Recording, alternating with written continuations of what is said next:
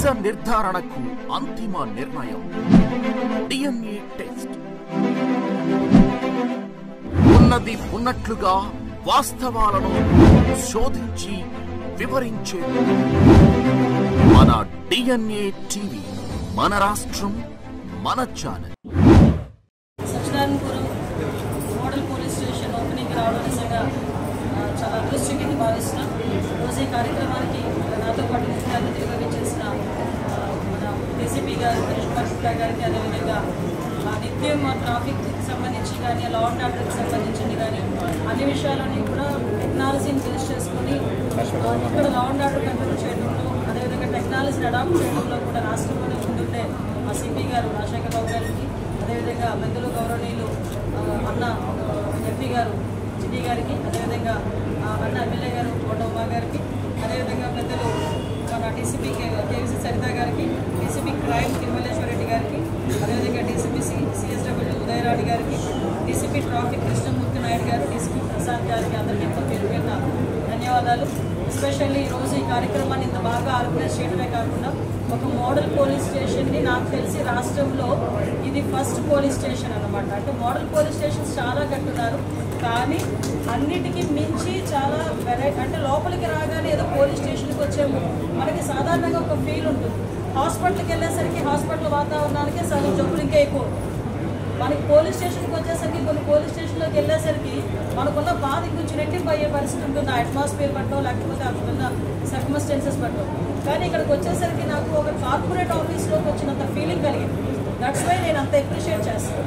మీరు ఒక పోలీస్ స్టేషన్కి వచ్చేసరికి ముందు ఒక రిసెప్షన్, తర్వాత ఒక SHO రూము, తర్వాత ఒక జైల్లో సంబంధించిన అన్నీ కనిపిస్తున్నాయి, రికార్డ్స్. కానీ ఇక్కడికి వచ్చేసరికి ఎవ్రీ టైప్లో, అంటే అక్కడే ఏఎస్ఐ కూర్చుంటారు, అక్కడే హెచ్ఐ కూర్చుంటారు, అక్కడే కానిస్టేబుల్ కూర్చుంటారు. ఇవన్నీ జరిగే పరిస్థితి నుంచి ఈరోజు సపరేట్గా దీనికి ఈ బిల్డింగ్లో హార్డ్లీ నేను ఇప్పుడే చూస్తున్నాను 320 గజాలు, దగ్గర 2,50,00,000 రూపాయలు పెట్టి ఒక beautiful building, beautiful police station కట్టారు. ఇందులో చూస్తే ప్రతి ఒక్కరికి కూడా, ఆఖరికి హెడ్ కానిస్టేబుల్కి కూడా ఒక రూమ్, ఏఎస్ఐకి ఒక రూమ్, ఎస్ఐకి ఒక రూమ్, సిఐకి ఒక రూమ్, ఏఎస్పీకి కూడా ఒక రూమ్, ఏసీపీకి కూడా ఒక రూమ్ కూడా అలాట్ చేసి ముందుగానే, అంటే ఫర్దర్గా మాకు ఎక్స్పాండ్ చేస్తామేమో ముందుగానే ఊహించి ఒక రూమ్ ఏర్పాటు చేయడం. వీటన్నిటికీ మించి this is the first police station having gym. అంటే ఒక శారీరక వ్యాయామం కూడా, ఎప్పుడైతే పోలీసులకి మెంటల్ ప్రెషర్ అంటుందో ఆ మెంటల్ ప్రెషర్ తట్టుకోవాలనుకుంటే కనుక ఫిజికల్ ఎక్సర్సైజ్ అవసరం అని చెప్పడానికి కూడా ఒక జిమ్ రూమ్ ఏర్పాటు చేశారు. ఎస్పెషల్లీ ఆ ప్రెషర్ తట్టుకోవడానికి ఒక యోగా రూమ్ ఏర్పాటు చేశారు. ఇంకో బ్యూటిఫుల్ థింగ్ ఏంటంటే, వచ్చిన వాళ్ళు ఎవరైనా ఉమెన్కి సంబంధించి రిలేటెడ్ ఇష్యూస్లో వస్తే ఆ పిల్లలకి ఆడుకోవడానికి ఒక జోన్, ప్లేయింగ్ జోన్ కూడా ఏర్పాటు చేశారు. అంటే ఒక పోలీస్ స్టేషన్లో ఇన్ని ఫెసిలిటీస్ కల్పించి, అదే కాకుండా ఈరోజు ఇక్కడ చూస్తే నేరస్తులకి భయం కలిగారు. మీరు అబ్జర్వ్ చేసుకుంటే లాస్ట్ 1 yearలో నేను చాలా గర్వంగా చెప్తానండి, విజయవాడ సిటీలో ముఖ్యంగా సచిదానందపురం పోలీస్ స్టేషన్ పరిధి ఎలా ఉంటుందంటే, ఒక పక్క రైల్వే స్టేషన్ అంటే డిఫరెంట్ ఏరియాస్ నుంచి వచ్చే వాళ్ళు ఉంటారు. కొంత ఈ గాంజా బ్యాచ్ ఉంటుందని ఒక రకమైన ఆలోచన, ఆ ఏరియాస్లోకి వెళ్తే నైట్ కూడా తిరగలేము అన్న ఒక ఫీలింగ్. అదేవిధంగా ధర్నా చౌక్, ఎప్పుడు ఏ పార్టీ వాళ్ళు, ఎప్పుడు ఏ ఉద్యోగస్తులు, ఎప్పుడు ఎవరు ధర్నా చేస్తారో అది మానిటరింగ్ చేయడం. సో ఇటువంటి కొంచెం మనకు చెప్పాలంటే చాలా ఎక్కువగా హాట్స్పాట్స్ ఎక్కువగా ఉన్న ఏరియా. సో ఈ ఏరియాలోని మనం మానిటరింగ్ చేయడం కానీ, మనకి ఏంటంటే ఇన్విజిబుల్ పోలీసింగ్ చేయడం కూడా చాలా ఇంపార్టెంట్ అని చెప్పి సుమారుగా ఈ పరిధిలో దగ్గర 200 కెమెరాలు పెట్టారు ఈ పోలీస్ స్టేషన్ పరిధిలో. ఈ పోలీస్ స్టేషన్ చుట్టూ కూడా ఒక 10 కెమెరాలు పెట్టారు. రౌడీ షీటర్స్ కూడా వచ్చి ఎవ్రీ సండే వచ్చి సిగ్నేచర్ పెట్టాల్సిన రౌడీ షీటర్స్ కూడా వచ్చారా లేదా తెలియడానికి వాళ్ళకి ఫేస్ రికగ్నిషన్ పెట్టారు. అంటే టెక్నాలజీని మోస్ట్లీ అడాప్ట్ చేసుకుని నేరాల నియంత్రణకి కూడా ఇక్కడ మనం చేసే పరిస్థితి కూడా కనిపిస్తూ ఉంది. నిజంగా చాలా అప్రిషియేట్ చేయాలి. ఈరోజు ఇప్పుడే ఉన్నారు విజయవాడ మా ఎంపీ గారు, ఎమ్మెల్యే గారు కూడా ఉన్నారు. ఇక్కడ రీజన్ ఏంటంటే విజయవాడ ప్రజలకి అవేర్నెస్ ఎక్కువ. విషయం ఏంటంటే ఈ లా అండ్ ఆర్డర్ కంట్రోల్లో మేము కూడా పార్ట్ తీసుకుంటామని ముందుకు వచ్చి వాళ్ళని మోటివేట్ చేయడం కూడా డిపార్ట్మెంట్ వాళ్ళు ఆ విషయంలో సక్సెస్ అయ్యారనే చెప్పాలి. ఎందుకంటే మనకి జగ్గైపేట కాన్స్టిట్యున్సీ మొత్తం సీసీ కెమెరాలు. ఈరోజు ఈస్ట్ కాన్స్టిట్యున్సీ సుజనా చౌదరి గారు సుమారుగా ఆయన కాన్స్టిట్యున్సీ, వెస్ట్ కాన్స్టిట్యున్సీ, ఆయన కాన్స్టిట్యున్సీలో సుమారుగా అన్ని దగ్గర కూడా సీసీ కెమెరాస్ ఇవ్వడానికి ఆయన సిద్ధపడ్డారు. ఇక్కడ సుమారుగా 200 సీసీ కెమెరాస్.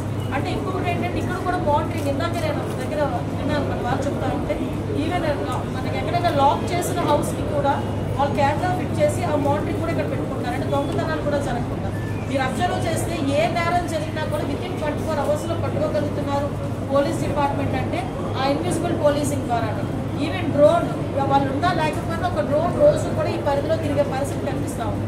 కాబట్టి నేను ఎందుకు ఇంత క్లియర్గా చెప్తున్నానంటే ఒక పక్క పబ్లిక్కి రక్షణ కల్పిస్తున్నామో వాళ్ళకి భరోసా కల్పించడం ఒక పక్క అయితే, ఇంకో పక్క నేరస్తులు చేసే వాళ్ళు కూడా కొంచెం అది తగ్గుతుంది, తక్కువ పట్టాలి, మిమ్మల్ని ఎవరు కూడా వదిలిపెట్టాలని చెప్పడానికి చాలా క్లియర్గా ఇవన్నీ కూడా చెప్తున్నాం. రాష్ట్రంలోనే మీరు అందరూ చూసారండి, రాష్ట్రం మొత్తం మీద సీసీ కెమెరాలు మేము 1,00,000 టార్గెట్ పెట్టుకున్నాం. 1,00,000 టార్గెట్ దిశగా ముందుకెళ్తున్నాం. హార్డ్లీ ఇంకో 20-30% కనుక అది క్లియర్ అవుతుంది. నెక్స్ట్ ఈగల్ ద్వారా మన గాంజాని కూడా పెట్టేదానికి ఈగల్ కూడా చాలా ఎఫెక్టివ్గా పనిచేస్తుంది.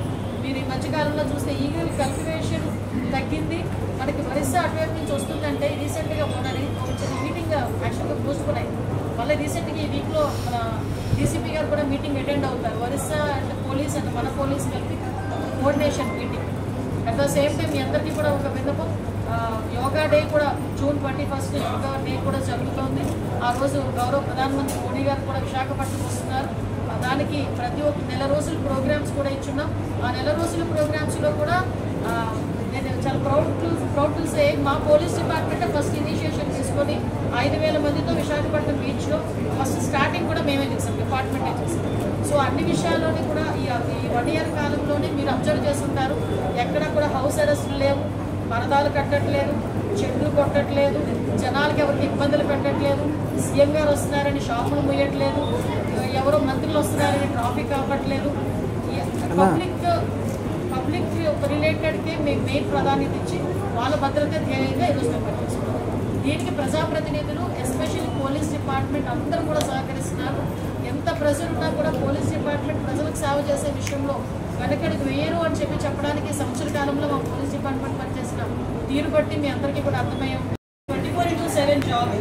పోలీస్ డిపార్ట్మెంట్ అయినా మెడికల్ డిపార్ట్మెంట్ 24/7 జాబ్ ఇది. కానీ వాళ్ళకి కూడా రెస్ట్ ఉండాలి, వాళ్ళకి కూడా సీరియస్ ఉండాలి. మీరు అబ్జర్వ్ చేశారే లేదు, ఈ పోలీస్ స్టేషన్ చూసారని ఆలోచించండి ఒకసారి.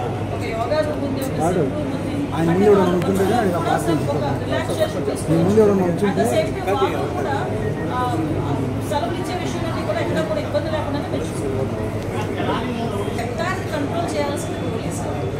చట్టాన్ని పోలీసు చేతిలోకి తీసుకోవడం ఇష్యూ ఏంటంటే ఒకటండి, నాకు అర్థం కాదు ఏంటంటే తప్పు చేసిన వాడికి కులం ఏంటి మనం అదొక్కటి చెప్పండి. వాళ్ళు గాంజా బ్యాచ్ నిన్న కూడా మా డిపార్ట్మెంట్ అంతా కూడా ఒక ప్రెస్ నోట్ కూడా రిలీజ్ చేశారు డీసీపీ గారు. అసలు వాళ్ళ మీద ఎన్ని రౌడీ షీట్స్ ఉన్నాయి, అసలు తెనాల్లోని నాకే కాదు మీకు కూడా ఒక సోషల్ రెస్పాన్సిబిలిటీ ఉంది విలేకరులుగా మీకు కూడా. ఒక్కసారి తెనాల్లో వాళ్ళ తాలూకా నేచర్ ఏంటి, వాళ్ళ తాలూకా బ్యాక్గ్రౌండ్ ఏంటి అన్నది ఒకసారి చెక్ చేయండి. యాక్చువల్గా ఒక గాంజా బ్యాచ్ పోలీస్ డిపార్ట్మెంట్ మీద చేస్తున్నారు అంటే ఫర్దర్గా ఒకసారి దానికి కూడా వీళ్ళు రాజకీయ రంగులు వేసి దానికి కులాన్ని అంటగట్టి మతాన్ని అంటగడతా ఉంటే పోలీస్ డిపార్ట్మెంట్ ఎలా వర్క్ చేసుకోవాలి ఒకసారి ఆలోచించాలి. ఇదే పోలీస్ యాక్షన్ తీసుకోలేదు, ఏదైనా ఒక స్టెప్ ఫార్వర్డ్ వేస్తే ఈ రకంగా మాట్లాడారు. అంటే నేనేమంటానంటే కొంతమంది మా డిపార్ట్మెంట్ చేసుకునే కాదు. అలాగే నేను అమాయకుల ఎవరిని కూడా మీరు పెడితే నేను ఒకటే మాట్లాడుతున్నానంటే ఇప్పుడు ఎక్స్సీఎం ఈయన జగన్మోహన్ రెడ్డి ఏదేదో మాట్లాడతారు, వీటిలో ఏదో పెడుతున్నారు, రేపు కూడా వస్తారు అంటున్నారు. నేను డైరెక్ట్ క్వశ్చన్ అండి, డాక్టర్ సుధాకర్ అనే వ్యక్తి మాస్క్ కలిగిన పాపానికి నడి రోడ్డు మీద రెక్కలు విడిచి చుక్కా ఇప్పి కొట్టిన సందర్భం మర్చిపోయారు. మరి ఆ రోజు ఎందుకు మాట్లాడలేదు జగన్మోహన్ రెడ్డి? ఆ రోజు అయితే భావస్వచ్ఛాపురం కదా, ఆ రోజు అయితే అదే చంద్రబాబు నాయుడు గారు అమరావతి చూడడానికి వెళ్తే బస్సు మీద రాళ్ళు ఇస్తుంటా ఉంటే ఆ రోజు ఎందుకు రాళ్ళు ఇస్తున్నారంటే భావస్వచ్ఛ ప్రకటన మాట్లాడారు.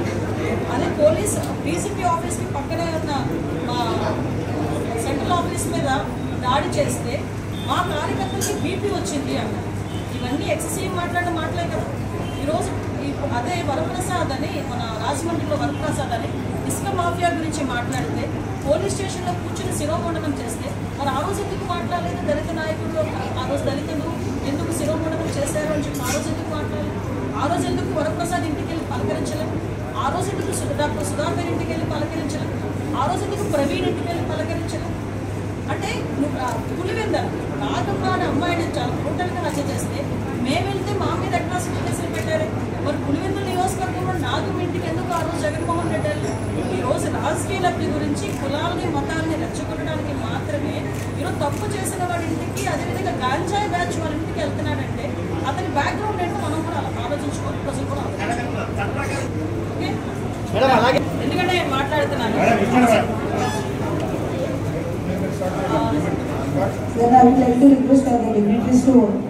ఎందుకంటే లాస్ట్ టైం సజ్జల గారి చేతిలో, లాస్ట్ హోమ్ మినిస్టర్ చేతిలో కానీ సీఎం చేతిలో కానీ పోలీస్ డిపార్ట్మెంట్ ఉండేది కాదు, సజ్జల గారి చేతిలో ఆ రోజు పరదాలు కట్టుకొని మా టీడీపీ వాళ్ళందరినీ కూడా హౌస్ అరెస్ట్ చేసుకొని ఆ రోజు గాడి తప్పిన పోలీస్ డిపార్ట్మెంట్ని ఈ సంవత్సర కాలంగా మా డీసీపీ గారు, మా సిపిలు, మా ఎస్పీలు ఆఖరికి హోమ్ గార్డ్ వరకు కూడా అక్కడ స్థాయి నుంచి ఈ స్థాయి వరకు కూడా అందరూ వ్యవస్థని ఈరోజు కంట్రోల్లో తెచ్చుకొని గవర్నమెంట్ సక్రమంగా చేసుకుంటారు.